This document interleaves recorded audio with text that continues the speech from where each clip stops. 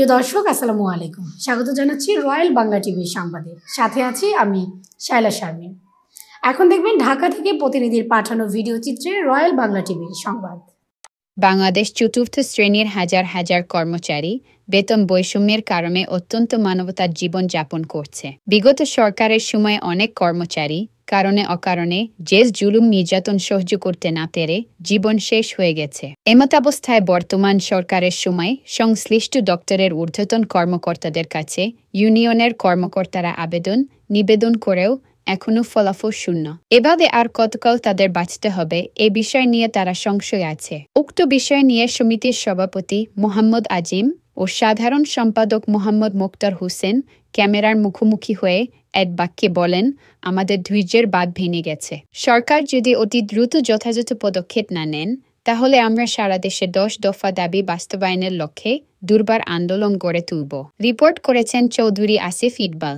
আমরা সরকারি কর্মচারীরা যারা বিশেষ করে দেশের সর্ববৃহৎ স্বাস্থ্যসেবা প্রতিষ্ঠান হিসেবে ঢাকা মেডিকেল কলেজ হাসপাতাল, আমরা সবসময় এই আন্দোলনের পাশে ছিলাম বলতে গেলে এভাবেই বুঝাইতে চাই যে যেহেতু আমরা স্বাস্থ্যসেবায় আছি, হাসপাতালে কিন্তু এই আন্দোলনের সকল রুগীদের আমরা সেবা দিচ্ছি। কোনো রুগীদের আমরা সেবা ছাড়া হাসপাতাল থেকে বিদায় করি নাই।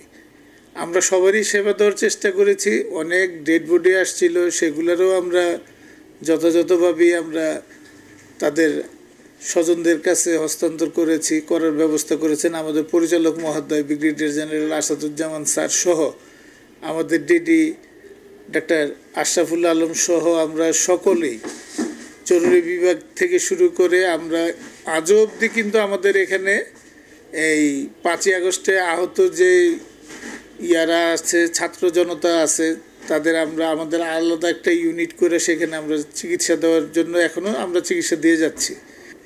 আমরা ইতিমধ্যেই কিন্তু বেশ কিছু আমরা কর্মসূচি নিয়েছিলাম আমাদের এই ঢাকা মেডিকেল ক্যাম্পাসে যেন কোনো রকমের দুর্নীতি, কোনো রকমের চাঁদাবাজি, কোনো রকমের টেন্ডারবাজি এগুলো যাতে না হয় সেইগুলোর দিকে আমরা সবসময়ই সজাগ। এবং আমাদের প্রশাসনও খুব অ্যাক্টিভ। প্রশাসনও আমাদের পরিচালক মহোদয় সহ আমরা দিনরাত নিরলস পরিশ্রম করে যাচ্ছি যাতে অন্তত ঢাকা মেডিকেলে এই সমস্ত জিনিসগুলো না হয়। যে জিনিসগুলো বাইরে দেখা যায়, দখলবাজি, চাঁদাবাজি, টেন্ডারবাজি, এগুলো থেকে আমরা মুক্ত থাকতে চাই, আমাদের প্রশাসনও মুক্ত থাকতে চায়। তা আমরা চেষ্টা করে যাচ্ছি এইভাবে কাজ করে যাওয়ার জন্য। আমরা সবসময় এই সরকারের পাশে আছি এবং এই সরকার যেন সুন্দরভাবে তার সময়টুকু ভালোভাবে কাটিয়ে যেতে পারে, আমরা তার পাশে আমরা আছি সবসময়। এবং আমাদেরও বিভিন্ন দাবি দেওয়া আছে সরকারের কাছে, যেমন আমরা বিগত সরকারের আমল থেকে আমরা সরকারি কর্মচারীদের এই যে নবম পে কমিশনের জন্য আমরা যে আন্দোলন করে যাচ্ছি রাজপথে, এবং আমাদের কিছু দাবি দেওয়া আছে, আউটসোর্সিং নিয়োগ প্রথা বাতিল, তারপরে হলো যে আমাদের রেশনিংয়ের যে একটা চাহিদা আমাদের, যে আমরা চাই যে যেমন এই স্কেল বাড়লে, বেতন বাড়লে দেখা যায় যে আমরা যা পাই তার চাইতে 10 গুণ 100 গুণ বেশি পাই উপরের লেভেলে, আমরা কিন্তু বৈষম্যের থেকেই যাই। যার জন্য আমরা চাচ্ছি একটা রেশনিংয়ের ব্যবস্থা, আমাদের এই নিম্ন আয়ের কর্মচারীদের একটা রেশনিংয়ের ব্যবস্থা যদি গভর্নমেন্ট করে দেয় তাহলে আমরা আর ওই যে বৈষম্যের মধ্যে থাকলেও আমাদের কিন্তু আর সেই জিনিসটা এতটা বেগ পেতে হবে না।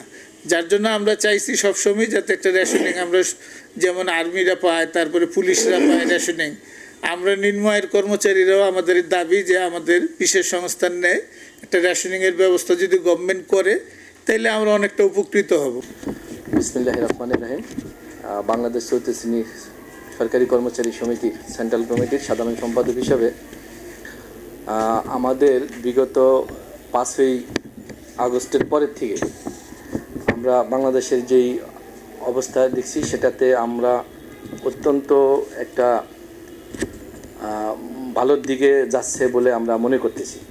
সেই ক্ষেত্রে আমরা বিগত 15 বছরে সরকারের সাথে বিভিন্নভাবে আমাদের 10 দফা দাবি উত্থাপন করেছিলাম, কিন্তু অদ্যাবধি আমাদের কোনো দাবিই আজও পর্যন্ত পূরণ হয় নাই।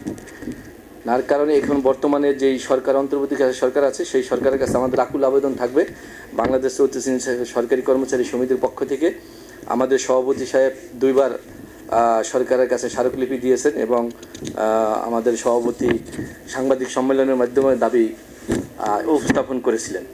সেই লক্ষ্যে আজকে আপনাদের মারফতে আবারও আমাদের সেই দাবিগুলো উত্থাপন করছি। যেমন আমাদের 10 দফার বর্তমানে এখন যে বাজারে যে দ্রব্যমূল্য ঊর্ধ্বগতির কারণে আমরা নবম পে স্কেল দাবি করছি, এবং সাথে সাথে নবম পে স্কেলের কার্যকর আগ পর্যন্ত আমরা 40% মহার্ঘ ভাতা দাবি করছি, এবং সর্বনিম্ন 10,000 টাকা মহার্ঘ ভাতা নির্ধারণ করার জন্য সরকারের প্রতি আকুল আবেদন জানাচ্ছি। এবং আউটসোর্সিং নিয়োগ কথা বাতিল করে শূন্য পদে নিয়োগের জন্য আমরা আবেদন জানাইছি।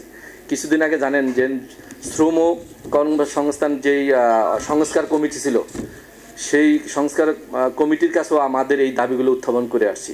ওনারা আমাদের সাথে একমত পোষণ করছে যে আমাদের দাবিগুলো প্রধান উপদেষ্টার বরাবরে ওনারা সার্ক সংসদ হিসেবে উপস্থাপন করিবেন।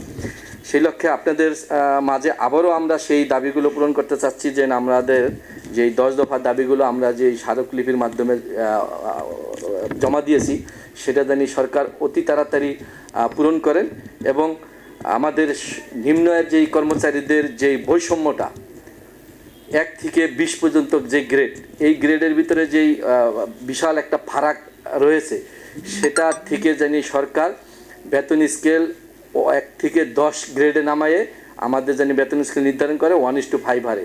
তাহলে কি হবে, আমাদের সরকারি কর্মচারীদের যে নিম্ন আয়ের কর্মচারীরা আছে তারা কিছুটা উপকৃত হবে।